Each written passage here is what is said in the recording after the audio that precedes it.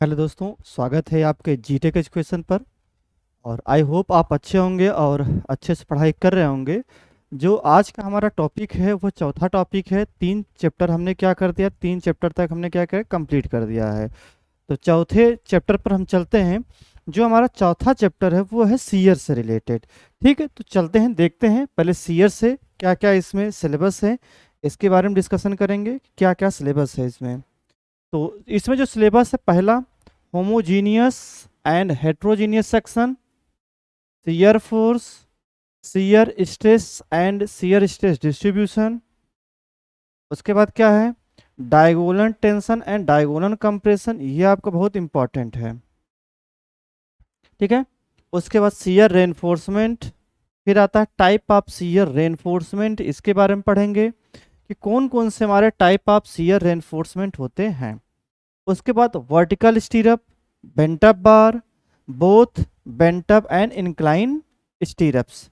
ठीक है, तो यहाँ पर हम सारे चीज़ों के बारे में सिलेबस का डिस्कशन करें तो यहाँ तक हमारा क्या है, ये पोर्शन इंपॉर्टेंट है और ये पोर्शन दो ज़्यादा इंपॉर्टेंट है। उसके बाद क्या है, तीसरा शियर स्ट्रेंथ, किसकी बात करेंगे, शियर स्ट्रेंथ की बात हम करेंगे।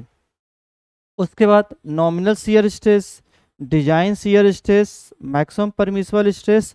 उसके बाद जो एक नया टॉपिक आता है वो आता है आपका, जहाँ से हर साल एग्जाम पूछा जाता है, वो है डिजाइनिंग का।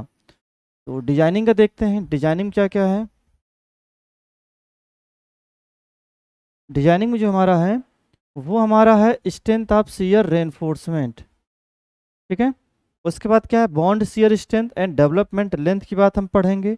ये हमारे क्या है, ये हमारे सिलेबस से। ठीक है, तो जो हमारा 4 टॉपिक का जो सिलेबस है वो हमने क्या कर लिया, डिस्कशन कर लिया है। अब चलते हैं आगे, स्टार्ट करते हैं। सबसे पहला मैटर जो है उसके बारे में हम देखेंगे क्या इसमें है मैटर में।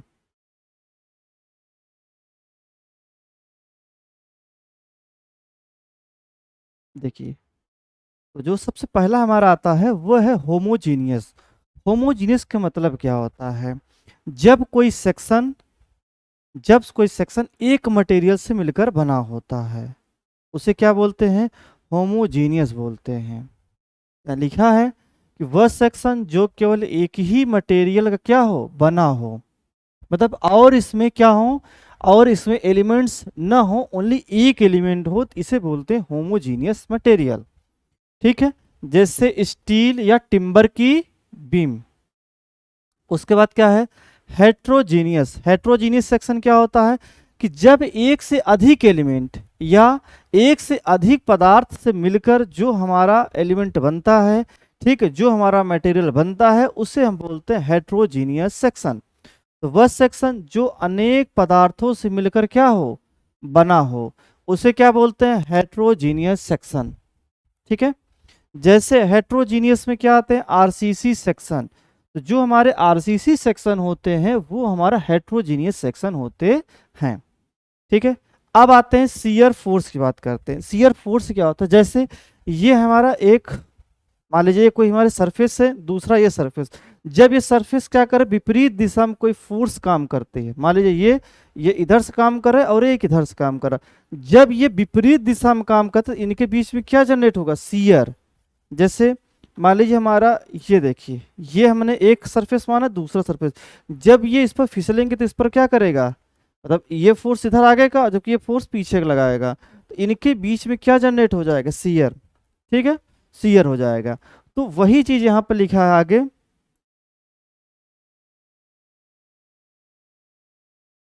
आगे क्या लिखा है इसमें, इस चीज को समझिएगा कि शियर फोर्स होता क्या है।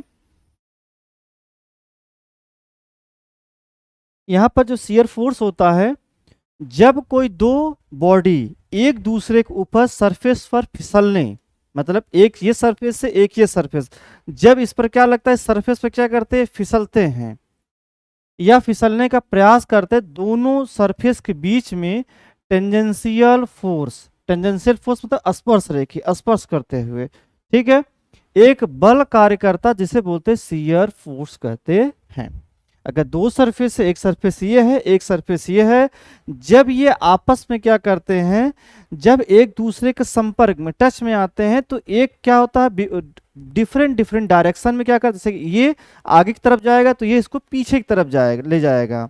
तो इनके बीच में क्या होता है, फिसलन होती है। इस फिसलन की वजह से क्या होता है, यहाँ पर शियर फोर्स काम करता है। तो यहाँ पर देखेगा इस डायग्राम में जैसे ये हमारा एक सेक्शन है और दूसरा हमारा सेक्शन ये है। इन दोनों सेक्शन में क्या हो रहा है, ये इधर फोर्स काम कर रहा है और ये इधर फोर्स काम कर रहा है, एफ और एफ। ठीक है, तो इन दोनों जो सरफेस हैं उन दोनों सरफेस में क्या हो रहा है, आपस में घिसाव हो रहा। तो घिसाव हो रहा तो यहाँ पर क्या जनरेट हो रहा, शियर फोर्स। क्या जनरेट हो रहा है, यहाँ पर शियर फोर्स काम कर रहा है। ठीक है, अब जैसे आपने एसएम में पढ़ा था कि नमन आघूर्ण परिवर्तन की दर को क्या कहते हैं, हम शियर फोर्स कहते हैं। एसएम में बताया गया होगा, या नहीं बताया गया तो याद कर लीजिएगा। अगर हमारा बेंडिंग मोमेंट चेंज हो रहा तो बेंडिंग मोमेंट चेंजिंग हम क्या बोलते हैं, शियर फोर्स बोलते हैं। तो दो अलग अलग चीज हैं, शियर फोर्स और बेंडिंग मोमेंट। बेंडिंग मोमेंट क्या होता है, जैसे कोई बीम है, जब उस पर लोड लगेगा तो वो झुक जाएगा, that is a bending. Bending मतलब झुकना। जैसे मान लीजिए कोई लंबा आदमी है और जब वो ओल्ड होता है तो होता क्या है कि वो धीरे धीरे क्या होता है, झुक जाता है। क्यों झुक जाता है, क्योंकि उसके अंदर क्या होता है, बेंडिंग जनरेट हो जाता है। बेंडिंग कारण वो क्या होता है, झुक जाता है। एज के कारण, मतलब जैसे जैसे हमारा एज बढ़ता जाता है वैसे वो बेंड हो जाता है। ठीक है, शियर क्या है, ये दो सरफेस के बीच में काम करता है। तो यहाँ पर वही लिखे हैं कि नमन आघूर्ण परिवर्तन की दर को क्या बोलते हैं, शियर फोर्स कहते हैं। Delta M upon delta x बराबर एफ। ठीक है, एफ हमारा क्या है, शियर फोर्स है। ठीक है, चलिए आगे देखते हैं। इसमें आगे क्या करते हैं, जो हम शियर फोर्स पढ़ते हैं वो शियर फोर्स हमारा एवरेज शियर फोर्स होता है। कौन सा फोर्स होता है, एवरेज शियर फोर्स होता है। ठीक है,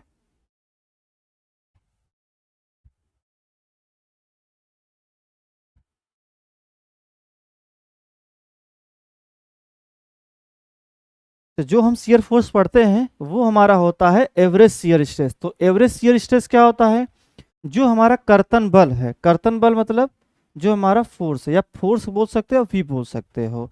ठीक है, और जो औसत कर्तन बल है इसे टाउस दिखाते हैं। तो कार्ड का क्षेत्रफल क्या होता है, वी, जो कार्ड का क्षेत्रफल होता है वो क्या हो जाएगा, B into D, B into D. तो ये हमारी एरिया हो जाएगी। ठीक है, जैसे कि यहाँ लिखा v बाई ए, तो v b इंटू डी हो जाता है। अगर हम कोई एक बीम लेते हैं, उस बीम में हम ये देखते हैं कि जो मैक्सिमम शियर जनरेट हुआ इस पॉइंट पर, इस शियर स्ट्रेस की बात हो रही है, maximum shear stress, shear force नहीं, शियर स्ट्रेस। दोनों चीज अलग अलग हैं, शियर फोर्स अलग है, शियर स्ट्रेस अलग है। स्ट्रेस का मतलब क्या होता है, उस चीज को विरोध करना, और फोर्स दो बॉडी के बीच में लगता है, दैट इज ए फोर्स। कौन सा फोर्स, शियर फोर्स। तो यहां पर यही बताया जा रहा है कि ये हमारे क्या है, एक रेक्टेंगुलर सेक्शन है। इस रेक्टेंगुलर सेक्शन का जो हमारी चौड़ाई है वो हमारी b है, और डेप्थ जो हमारी है वो कितनी है, d है। डेप्थ हमारी यहां से d है, और ये जो सेक्शन है वो हमारी न्यूट्रल एक्सिस है। उसके बाद जब हम इसका डायग्राम देखते हैं तो ये एक पैराबोलिक बनता है, पैराबोलिक हमारा डायग्राम बनता है। और ये बताया जाता है पैराबोलिक डायग्राम में, यहाँ पर समझने वाली बात है कि जो हमारा एवरेज शियर स्ट्रेस होगा, ठीक है, वो किसके बराबर होगा, मैक्सिमम शियर स्ट्रेस, या ऐसे बोल सकते हैं मैक्सिमम शियर स्ट्रेस, यहाँ पर मैक्सिमम शियर स्ट्रेस ये बराबर होता है 1.5 वी बी इंटू डी के। ठीक है, तो ऐसे ही बोल सकते हैं कि जो मैक्सिमम शियर स्ट्रेस है 1.5, ये वाला इसको हम क्या बोल सकते हैं, average shear stress, average shear stress. तो जो हमारा मैक्सिमम शियर स्ट्रेस होता है वो किसके बराबर होता है, एवरेज शियर स्ट्रेस के बराबर होता है। तो इसको हम क्या बोल देते हैं, एवरेज शियर स्ट्रेस 1.5, ये मैक्सिमम जो हमारा आ रहा शियर स्ट्रेस वो बता रहा है बीच वाले भाग को। ठीक है, तो यहाँ पर ये बता ही दिया है कि मैक्सिमम का। आगे चलते हैं,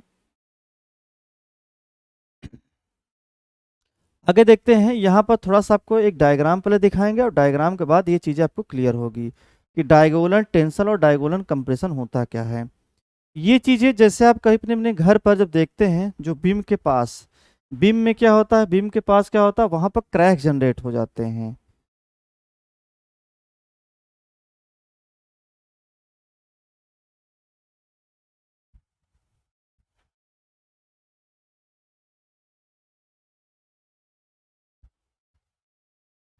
चलिए देखिएगा यहाँ पर, तो diagonal tension and diagonal compression. तो ये क्या होता है, जैसे कि मान लीजिए हमारी कोई बीम है, ये कोई बीम का कोई सेक्शन है, हमने सेक्शन लिया। तो जैसे कि मान लीजिए कि ये हमारी कोई बीम है, कोई सेक्शन ले रहा है, तो ये क्या करेगा, ऊपर से एक क्या लगेगा, एक वर्टिकल फोर्स लगेगा। तो उस वर्टिकल फोर्स को रजिस्ट करने के लिए इसके एंटी क्लॉकवाइज में एक हमारा क्या हो रहा, अप डाउन, डाउन क्या होगा, एक फोर्स काम करेगा। ठीक है, अगर ये ऊपर तरफ लग रहा तो ये नीचे की तरफ। ठीक है, अब इन दोनों को बैलेंस करने के लिए एक पूरक आता है, जिसे बोलते हैं सीयर। कौन से सीयर है, वर्टिकल में, सॉरी, यहाँ पर जो हमारा हॉरिजेंटल में, जैसे वर्टिकल में तुम्हारा ये हो गया, वर्टिकल हमारा ये हो गया, और इनको रजिस्टर करने के लिए, जैसे कि मान लीजिए ये हमारा दो हो गए, ठीक है, यहाँ पर दो। ठीक है, अब क्या करें, इस दोनों को बैलेंस करने के लिए यहाँ से एक लग जा रहा है। अब इन दोनों के एक, दोनों को मतलब मोमेंट ना हो इसके लिए एक क्या होता है, सीयर लगता है। ठीक है, वर्टिकल में, तो वर्टिकल में सीयर लगता है, और सीयर को भी रजिस्ट करने के लिए एक हमारा क्या लगता है, विपरीत दिशा में सीयर लगता है, जिस तरह से उस सेक्शन को बैलेंस किया जा सके। ठीक है, तो ये हमारी सारी चीजें हो गई। ठीक है, यहाँ पर क्या हो रहा है, ऊपर तरफ लग रहा है, इसको बैलेंस करने के लिए नीचे लग रहा है, और इसी के जस्ट अपोजिट क्या हो रहा है, हमारा वर्टिकल लग रहा है, और ये इसी को करने के लिए जो हमारा हॉरिजेंटल है, हॉरिजेंटल को बैलेंस करने के लिए एक हमारा नीचे लग रहा है एंटी क्लॉकवाइज में। तो आगे देखते हैं, आगे हमारा क्या है, यहाँ पर जो समझने वाली बात है, यहाँ आप देखिएगा जो क्रैक जनरेट होते हैं। तो अब हम पहले ये समझेंगे कि डायगोनल टेंशन और डायगोनल कंप्रेशन होता क्या है। जब कभी भी डायग्राम में आपको इस तरह का दिखे, मतलब जो 45 अंश है, ये हमारी क्या हो रहा है, डायग्राम है, इससे ये 45 बनाए, या फिर इस डायग्राम से ये 45 बनाए, ये इधर 45 बनाए, तो इसे क्या बोलते हैं, डायगोनल टेंशन कहते हैं। क्या बोलते हैं, डायगोनल टेंशन। अगर यही जस्ट अपोजिट हो जाए, इसी के जस्ट अपोजिट, ये क्यों हो रहा है, क्योंकि ऊपर से क्या हो रहा है, लोड आ रहा है, और लोड के कारण हो रहा है, बीम में क्रैक जनरेट हो रहे हैं। ठीक है, तो यहां पर देख लीजिए जस्ट अपोजिट आ जा रहा है, ये 45, यहाँ पर 45। ठीक, तो यहाँ पर ये बोल सकते हैं विकर्ण संपीड़न के कारण धरण में विफल होना। ठीक है, इसे हम क्या बोलते हैं, इसे हम बोलते हैं विकर्ण, मतलब डायगोनल कंप्रेशन बोलते हैं। अगर ऐसा कहीं डायग्राम दिखेगा तो आप जान जाएंगे कि ये हमारा क्या डायगोनल टेंशन है, अगर ये ऐसा दिखेगा तो डायगोनल हमारा कंप्रेशन है। तो पहले कुछ चीज़ों को देख लेते हैं, उसके बाद डायग्राम में चलेंगे। उपरोक्त में तथ्यों पर हम पहुंचते हैं। एक भारित बीम में भार के कारण ऊर्ध्वकर्तन बल उपजते हैं। अगर अगर ये हमारा वर्टिकल हमारा कोई लोड आ रहा है, तो इसके कारण क्या हो रहा, ऊर्ध्वकर्तन बल उपजते हैं। और क्या होता है, ऊर्ध्वकर्तन बल के साथ सदैव क्षैतिज कर्तन बल, सदैव क्षैतिज कर्तन बल पूरक के रूप में उत्पन्न होते हैं। ठीक है, जैसे अब यहाँ पर एक वर्टिकल जब लोड आ रहा है, तो उसको बैलेंस करने के लिए यहाँ पर क्या लग जाएगा, हॉरिजेंटल फोर्स लग रहा है, हॉरिजेंटल शियर फोर्स लग रहा है, जैसे कि डायग्राम में आपको दिखाए थे। जैसे कि ये हमारी थी एक सेक्शन बीम की, यहाँ पर एक हमारा क्या लग रहा है, वर्टिकल फोर्स लग रहा है, इसको बैलेंस करने के लिए हमारा क्या हो रहा है, एक डाउन में लग रहा है। अगर यहाँ पर हमारा क्या लग रहा है, हॉरिजेंटल लग रहा है, तो इस हॉरिजेंटल को बैलेंस करने के लिए ये वाला फोर्स होता था। ठीक है, ये चीज़ आपको क्लियर हुआ होगा। तो ये चीज़ें होती हैं, उसके बाद क्या है,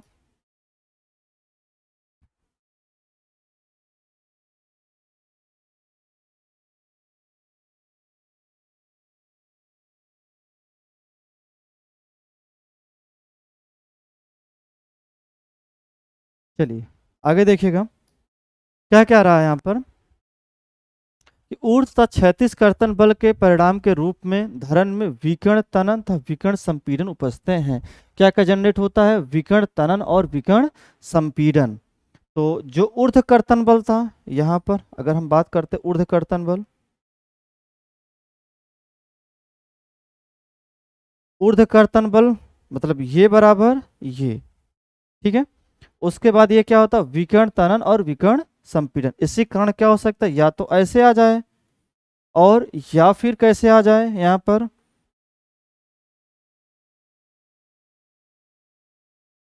या तुम्हारा कैसे आ जाए, इस तरह का आ जाए, ठीक है। तो ये भी हम बोल सकते हैं, ठीक है। तो अब बोल सकते हैं ऊर्ध्व कर्तन बल बराबर क्षैतिज कर्तन बल बराबर विकर्ण तनन या संपीड़न बल, ठीक है।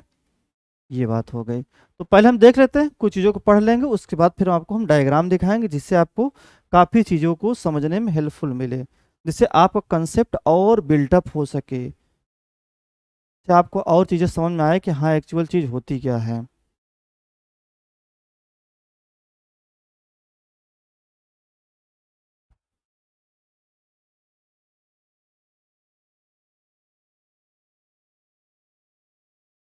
यहाँ पे देखिएगा लिखा क्या है, विकर्ण विकर्ण तनन जिसे बोलते हैं डायगोनल टेंशन। तो कर्तन बल के कारण धरन के तनन क्षेत्र में आलंबों पर अथवा इसके निकट पर जो तनन उपस्थित है उसे क्या बोलते हैं? डायगोनल टेंशन बोलते हैं, ठीक है। अभी दिखाएंगे क्या कह रहा, कर्तन बल के कारण धरन के तनन क्षेत्र में आलंबों पर, मतलब जैसे कि वहां पर डायग्राम इस तरह दिखाया गया था,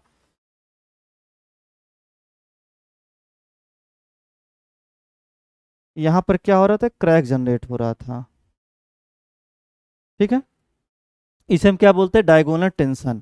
अगर ये जस्ट अपोजिट हो जाता था, अगर मतलब यहाँ से 45 होता था, तब इसे क्या बोलते थे? Diagonal tension. अगर यहाँ से 40 होता था तो इसे कंप्रेशन के रूप में नाम देते थे। तो यहाँ पर यह बताया गया है कि विकर्ण तनन के कारण खंड में 45 अंश पर क्या आती है? दरार आती है। अब क्या करो, जो दरार आ रही है इसी दरार को हमें रोकना है, ठीक है, क्योंकि कंक्रीट तनन में क्या होती है? कमजोर होती है। कंक्रीट तनन में कमजोर होती, अतः इन दरारों से उत्पन्न होने से रोकने के लिए धरन के तनन क्षेत्र में शियर रेनफोर्समेंट क्या होता है? आवश्यक है। मतलब हम शियर रेनफोर्समेंट हम क्या कर सकते हैं? दे सकते हैं। अब सबसे बड़ी बात ये आती है कि शियर रेनफोर्समेंट में हम क्या देंगे, ठीक है। शियर रेनफोर्स जो ये चीजें आ रही हैं, जो ये बीम में हमारी जो क्रैक्स आ रही हैं, उस क्रैक्स को हम कैसे रोकें और ऐसा क्या कर दें कि वो क्रैक्स हमारे बीम पर न आ जाए। तो इसके लिए सबसे जो इम्पोर्टेंट पॉइंट होता है वो क्रैक्स न आए, उसके लिए हम क्या करेंगे? वहां पर हम क्या करेंगे? कुछ बार्स प्रोवाइड करेंगे। तो देखते हैं कौन से बार्स प्रोवाइड करते हैं। कर्तन प्रबलन जिसे बोलते हैं शियर रेनफोर्समेंट। कंक्रीट बीम को विकर्ण तनन के प्रति सुरक्षित बनाने के लिए इसमें प्रबलन दिया जाता है। मतलब इसमें क्या दिया जाता है? स्टील प्रोवाइड किया जाता है। क्यों दिया जाता है? क्योंकि जो क्रैक्स यहाँ आ रहे हैं, चाहे वो डायगोनल टेंशन हो चाहे डायगोनल कंप्रेशन हो, ये चीजें न आए, ये चीजें न आए, इसके लिए क्या करेंगे? हम यहाँ पर प्रबलन देंगे। तो यहाँ पर दिखाया गया है नथ प्रबलन, मतलब इंक्लाइंड, उदग्र मतलब जो हमारा स्टीरअप आएगा, ठीक है। अभी दिखाएंगे आपको। अब देखिएगा टाइप्स ऑफ शियर रेनफोर्समेंट में क्या दे सकते हैं? वर्टिकल स्टीरअप, इनक्लाइन बार्स और बोथ, ठीक है। तो सबसे पहले हम आपको दिखाना चाहते हैं कि डायगोनल टेंशन कैसे आता है। तो यहाँ पे जो सबसे इंपॉर्टेंट है, पहले हम ये समझेंगे डायगोनल टेंशन।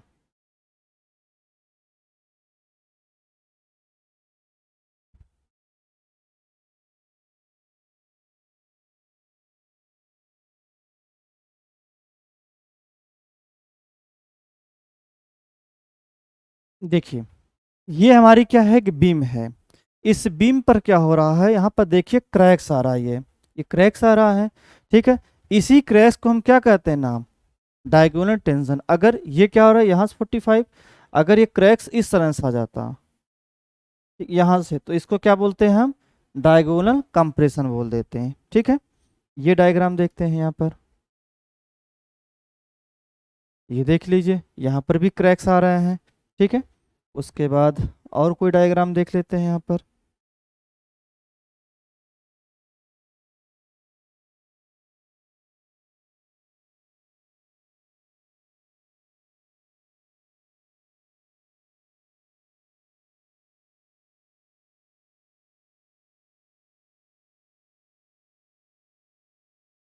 ये देख लीजिए, यहाँ पर भी क्या हो रहा है, हमारे क्या आ रहे हैं, इस तरह से क्रैक्स आ रहे हैं। तो ये क्रैक्स न आए, इसके बचाने के लिए हम क्या करते हैं, हम रेनफोर्समेंट प्रोवाइड करते हैं। तो रेनफोर्समेंट में क्या क्या प्रोवाइड करते हैं, सबसे पहले चीज़ स्टीरअप। तो पहले आपको हम दिखा देते हैं स्टीरअप, जिससे आपको चीज़ें काफ़ी क्लियर हो।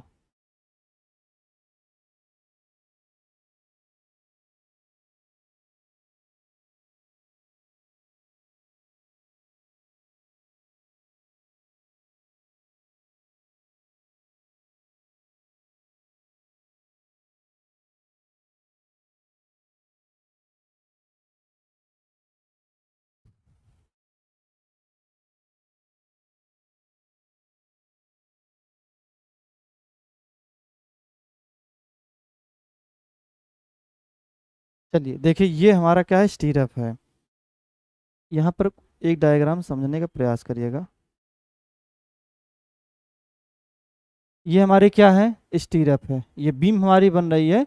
अच्छा एक चीज़ यहाँ पर, एक चीज़ आप समझिएगा, ये ऊपर वाले को जो बोलते हैं एंकर बार बोलते हैं। क्या बोलते हैं, एंकर बार। ये हमारी क्या होती, कौन सी होती है बार, एंकर बार। ठीक है, नीचे हमारी मेन बार। देखिए यहाँ पर नीचे 4 बार है, तो इसको हम बोलते हैं मेन बार बोलते हैं, चारों बार को।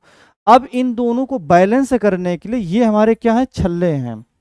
ठीक है, ये छल्ले सिंगल भी हो सकते हैं, डबल भी हो सकते हैं। ठीक है, जबकि यहाँ पर जो आज के टाइम पर यूज किया जा रहा है, वो कौन सा यूज किया जा रहा है, जो हमारे टू लेग हैं, टू लेग का यूज आज के टाइम पर ज़्यादा हो रहा है। तो यहाँ पर देख लीजिएगा डायग्राम में, तो आपका दिख रहा होगा टू डायग्राम, टू मतलब टू लेग, टू लेग मतलब एक लेग ये, एक लेग ये, दो लेग हुआ। ठीक है, और देख लेते हैं डायग्राम में। ये देखिए, यहाँ पर नीचे हमारी सबसे मेन बार। एक चीज़ और समझिएगा, यहाँ पर देखिए कुछ कंकड़ रखे हैं, क्यों, क्योंकि यहाँ पर कवर कवर प्रोवाइड किया गया है। जैसे नीचे हमारा कवर प्रोवाइड किया गया है और साइड में हमारे क्या किए हैं, कवर प्रोवाइड किए गए हैं। तो इस चीज़ को थोड़ा सा फोकस करिए कि सर ये क्या चीज़ है। अब देखिए छल जो छड़ है, जो मेन बार है नीचे वाला, उसको थोड़ा सा ऊपर रखा गया है। क्यों रखा गया है, क्योंकि जो छड़ है वो क्या हो, कंक्रीट से नीचे न आए, इससे क्या होगा, उसे क्षरण होने लगता है, इसको भी बचाना रहता है हमें। ठीक है, तो यहाँ देखिए जाल से बांधा है, ये हमारी स्टीरअप हो गई। ठीक है, ये हमारी क्या हो गई, स्टीरअप, ऊपर हमारी एंकर बार, नीचे हमारी मेन बार। ठीक है, बेंटअप बार भी दिखा देते हैं एक बार।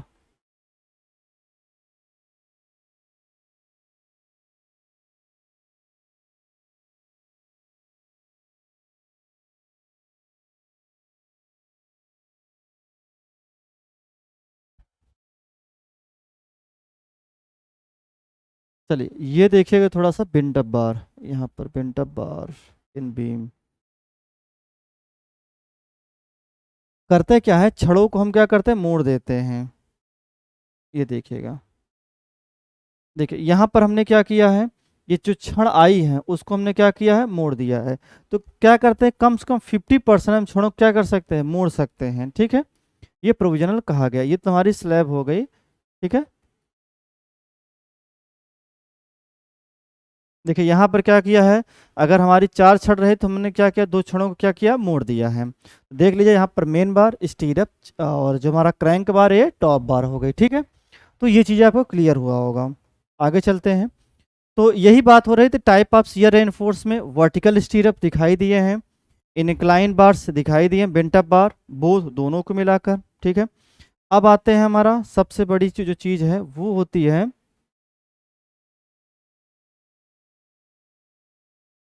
यहाँ पर जो हमें सबसे पहले समझना है कि वर्टिकल हमारा स्टीरअप क्या होता है।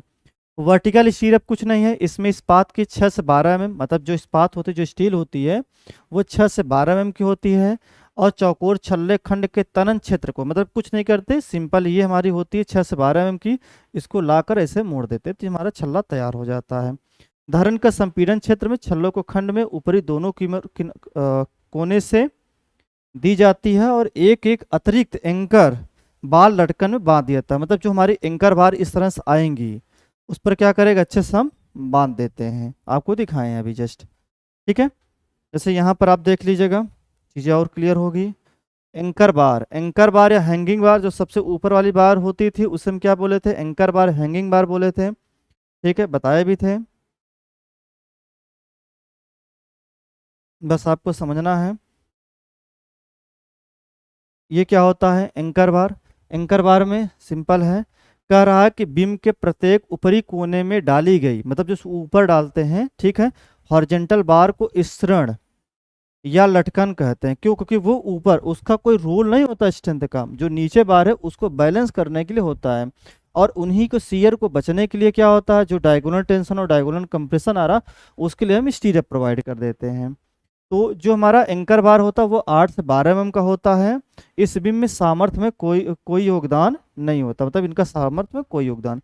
अब आ जाइए लेग की, मतलब जो हमारे स्टीरअप होते हैं वो सिंगल हो सकते हैं, डबल, मतलब ये एक एक एक, तो 2 लेग हो गया, 1 2 3 4, ये हमारा क्या हो गया, 4 लेग हो गया, 1 2 3 4 5 6, तो ये कौन सा हो गया, 6 लेग हो गया। तो ज़्यादातर इस समय जो यूज हो रहा है वो हमारा यूज हो रहा है 2 लेग का। एक ही समझिएगा, ये चीज़ आप बना लीजिएगा, क्योंकि ये आपके जो अभी ड्राइंग है आरसीसी ड्राइंग, वहाँ पर भी काम करेगा। तो आरसीसी ड्राइंग में जैसे आरसीसी बीम आ जाता है बनाने के लिए, स्लैब आएगा, तो बीम में कौन कौन, जैसे हमारा कैंटिलीवर बीम हुआ, डबली हो गया, डबली रेनफोर्स बीम हुआ। अभी आपको हम बताए थे डबली रेनफोर्स बीम कैसे होता है, सिंगली रेनफोर्स बीम कैसा होता है, कैंटिलीवर बीम। तो ये चीज़ें आपके सिलेबस में है, और जो हमारे आरसीसी ड्राइंग है वहाँ पर भी है। तो यहाँ पर समझने का प्रयास करिएगा। ये जो हमारा आता है यहाँ पर बेंटअप बार, बेंटअप बार क्या होता है, जैसे आपको ने बताया था कि इसको क्या करते हैं 45 पर मोड़ देते हैं, और जो हमारा सपोर्ट है कितने दूर पर, L/7 पर। क्यों मोड़ते हैं? क्योंकि जो यहाँ पर डायगोनल टेंशन और डायगोनल कंप्रेशन आ रहा उसको रोक सकते हैं। वो आपके दिमाग में आए सर 45 पर ही क्यों कर सकते हैं, आप 30 से लेकर 60 डिग्री तक मोड़ सकते हैं, मगर ज़्यादा अच्छा कौन होता है, 45। ठीक है, तो वही बात यहाँ पर कहा गया है, सारी चीज़ें। ठीक है, तो यहाँ पर समानता है, समानता ऐसे क्षण 45 अंश पर ऊपर की ओर मोड़ दिए जाते हैं, क्योंकि विकर्ण तनन भी 45 अंश के तल पर कार्यरत होता है।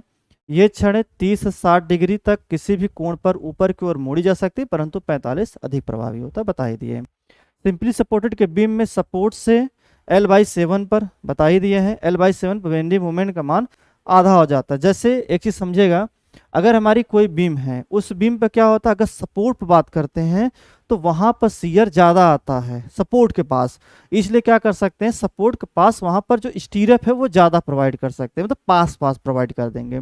अगर बीच की बात करेंगे तो वहाँ बेंडिंग मोमेंट ज्यादा आता है, जबकि सपोर्ट बेंडिंग मोमेंट कम आ रहा है। तो वही यहाँ बता रहा है कि अगर बेंडिंग मोमेंट कम आ रहा है सपोर्ट पर, तो सपोर्ट से पास हम क्या कर सकते हैं, उसको मोड़ सकते हैं।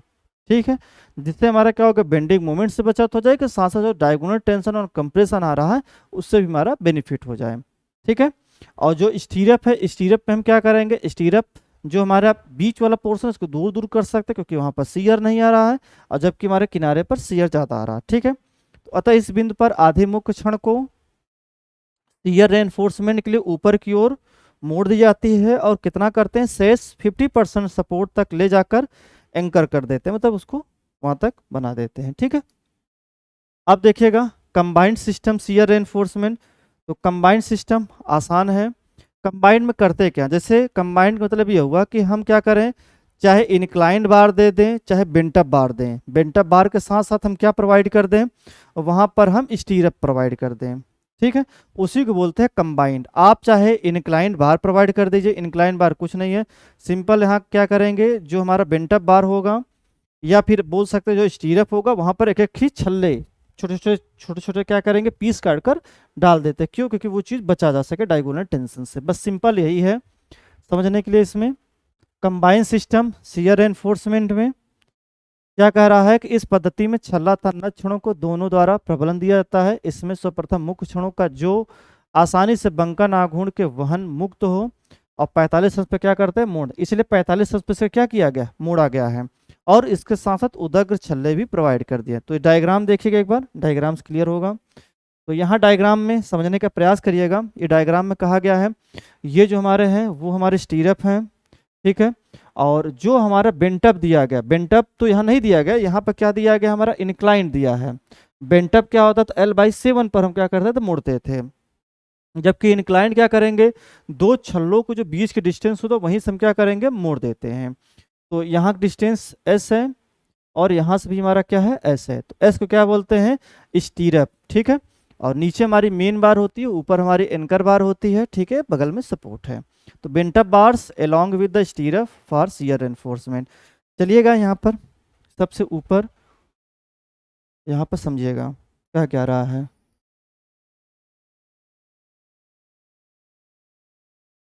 क्या क्या रहा है, शियर एनफोर्समेंट। शियर एनफोर्समेंट में सबसे पहले आपको ऐसा में बताया गया होगा, अगर नहीं बताएगा समझेगा, जो नॉमिनल शियर स्ट्रेस है उसको हम दिखाते हैं टाउ वी से। तो टाउ वी बराबर क्या होता है, वी बी इंटू डी, अभी हमने बताया था। अब दिमाग में आएगा सर वी कैसे निकालेंगे, वी निकालें जैसे कि मान लीजिए ये हमारी क्या हो रही है, कोई यूडीएल लगा है कोई बीम पर, तो हम क्या करेंगे, यहाँ पर डब्लू लगा है, एल लंबा है तो क्या करेंगे डब्लू एल बाई टू, यहाँ पर भी क्या हो जाएगा डब्लू एल बाई टू हो जाएगा, ठीक है। तो बोल सकते हैं ये हमारी होगा डब्ल्यू एस एम अकॉर्डिंग।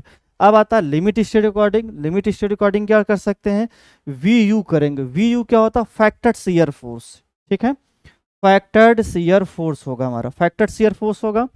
तो अब और क्या करेंगे, तो V U B into D. अब हमें निकालना वी यू, जैसे कि यहाँ पर क्या निकालता था वी निकालते, तो वैसे वी यू निकालेंगे। कैसे करेंगे, जो लोड आएगा factor load into length into two.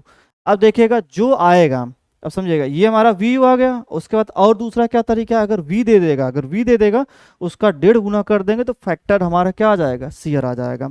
अगर लोड दिया रहेगा 1.5 गुना कर देंगे तो फैक्टर लोड आ जाएगा, ठीक है। ये बात क्लियर हो गया। चलिए अब आगे देखिएगा, यहाँ पर क्या लिखा है नोट में, it is the shear stress develop cross section, ठीक है। सबसे अब नीचे देखिएगा, अभी नॉमिनल देख लिए थे, अब हम देखेंगे डिजाइन शियर स्ट्रेंथ। तो टाउ सी क्या बोलते हैं, डिजाइन शियर स्ट्रेंथ। इसमें आपको जो याद करना है वो याद करना जो टाउ सी होता है। टाउ सी किस पर डिपेंड करेगा, जो हमारा ग्रेड ऑफ कंक्रीट और परसेंटेज ऑफ स्टील, दो चीज़ों पर हमारी क्या करेगी, ये डिपेंड करेगी, ठीक है। मतलब एक हमारी जो ग्रेड है और दूसरी जो हमारी क्या है, परसेंटेज ऑफ स्टील है। तो इसके लिए पीटी परसेंटेज निकालना, S T B into D into 100 कर देंगे, ठीक है। मतलब जो हमारी स्टील है उसको देखेंगे, फिर उसकी चौड़ाई कितनी है, डेप्थ कितनी है, 100 से मल्टीप्लाई कर देंगे। अब आपको आता है ये आपको याद नहीं करना है, ये आपकी कोड में दिया हुआ आरसीसी कोड में, ठीक है।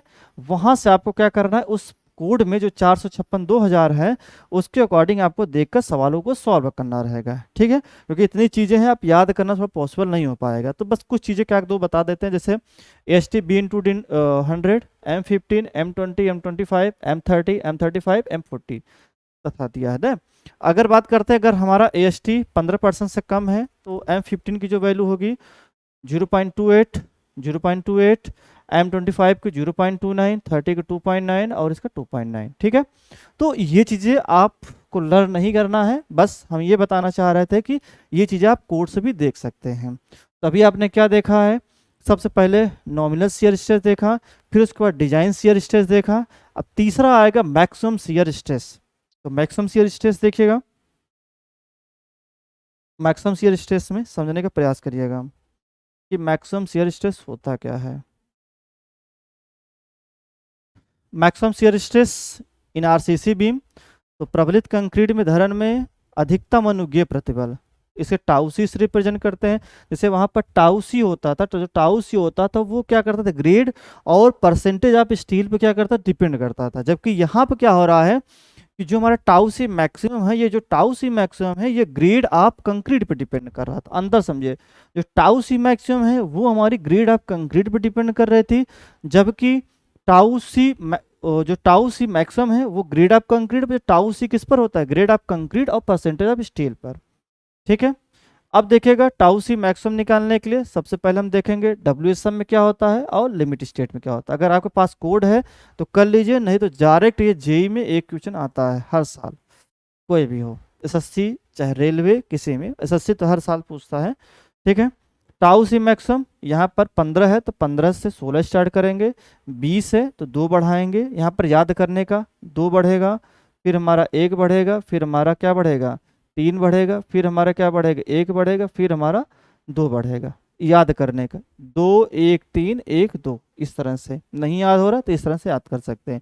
16 18 19 22 25 और क्या हो जाएगा 23 25 हो जाएगा। अब देखिएगा जो लिमिट स्टेट अकॉर्डिंग, यहाँ पहले कितना बढ़ेगा हमारा 3, फिर 3, फिर हमारा 4, फिर 2, फिर 3, थोड़ा सा याद कर लीजिएगा, 25, 28, 31, फिर हमारा क्या हो जाएगा 35, 37 और 4। ठीक है, ये हो गया। तो हमारा टाउ सी जो हमारा डिजाइन स्ट्रेंथ आता था, मैक्सिमम परमिसिबल स्ट्रेस टाउ सी मैक्सिमम, और टाउ जो हमारा था टाउ सी वो हमारा डिजाइन था। ठीक है, जिसे नॉमिनल बोलते थे। अब देखिएगा यहाँ पर कुछ चीज़ों को, यहाँ पे ये कह रहा है कि अगर मान लीजिए हम वैल्यू निकाल रहे हैं, अगर हम वैल्यू निकाल रहे हैं, अगर टाउ वी ज़्यादा है, ठीक है, टाउ वी हमारा क्या हो रहा है, ज़्यादा हो रहा है किससे, टाउ वी ज़्यादा है टाउ सी से, टाउ वी ज़्यादा है टाउ सी से, तो वहाँ पर हम क्या करेंगे, मिनिमम शियर रेनफोर्समेंट क्या करेंगे, प्रोवाइड करेंगे। तो टाउ वी क्या होता था, नॉमिनल, और टाउ सी क्या होता, जो शियर स्ट्रेस इन कंक्रीट होता था। ठीक है, तो मिनिमम शियर रेनफोर्स प्रोवाइड करें। अगर हमारे टाउ सी की वैल्यू आधा आ रहा है, ठीक है, तो वहाँ पर हम कोई शियर रेनफोर्स प्रोवाइड नहीं करेंगे। अब देखिए जो छल्ले देंगे, छल्लों के बीच में स्पेसिंग क्या होगा उसको देखेंगे। तो यहाँ पर अगर लिमिट स्टेट, क्योंकि लिमिट स्टेट अगर लगाते हैं तो लिमिट स्टेट अकॉर्डिंग क्या होगा, 0.87 FY SV क्या है, जो छल्ला लेंगे उस छल्ले क्या हो जाएगा एरिया, ठीक है, π/4 इंटू डी स्क्वायर। ठीक है, तो ये निकाल लेंगे। ठीक है, और 0.4 B जो चौड़ाई होगी बीम की। अगर हम बात करते हैं WSM में, तो ये हमारी क्या हो जाएगी, सिग्मा SV 0.4 इंटू बी हो जाएगी। ठीक है, आगे देखते हैं, आगे क्या है हमारा, सिग्मा SV कैसे निकलेगा। तो सिग्मा SV निकालने का जो सिग्मा SV है उसको बोलते हैं परमिसिबल, परमिसिबल हमारा स्ट्रेस इन शियर रेनफोर्समेंट होता है। ठीक है, जिसे बोलते हैं कर्तन प्रबलन में इस्पात। ठीक है, अब देखिएगा हमारा क्या होगा कि प्रॉपर शियर रेनफोर्समेंट हम कितना प्रोवाइड करेंगे। इसके लिए हमारा आता है V us, the V S होता है जिसे बोलते हैं WSM में V U S limit state में, इसे हम क्या बोलते हैं, नेट शियर फोर्स बोलते हैं। तो यहाँ निकालने के लिए वी एस निकालने के लिए क्या करेंगे, जो हमारा वी आ रहा है उसमें टाउ सी, टाउ सी उन्हें बताया था, टाउ से हमने क्या किया था, जो ग्रेड और परसेंटेज ऑफ स्टील पर चेक कर लेंगे उसको रखेंगे। बी और डी जो बीम की क्या होगी, विड्थ होगी और डेप्थ होगी। अगर हमें लिमिट स्टेट कोऑर्डिनेट रखना है तो वी यू जो फैक्टर सीयर आता था, tau C B into D करके हम क्या करेंगे, निकाल लेंगे। ठीक है, तो चलिए मिलते हैं अगले लेक्चर में। अब डिजाइनिंग पढ़ेंगे, डिजाइनिंग के बाद फिर हम देखेंगे कैसे कैसे हम शियर रेनफोर्समेंट प्रोवाइड करेंगे, और तब जाकर न्यूमेरिकल लगाकर ये टॉपिक क्या होगा, कंप्लीट होगा। तो चलिए मिलते हैं अगले लेक्चर में। जय हिंद, जय भारत।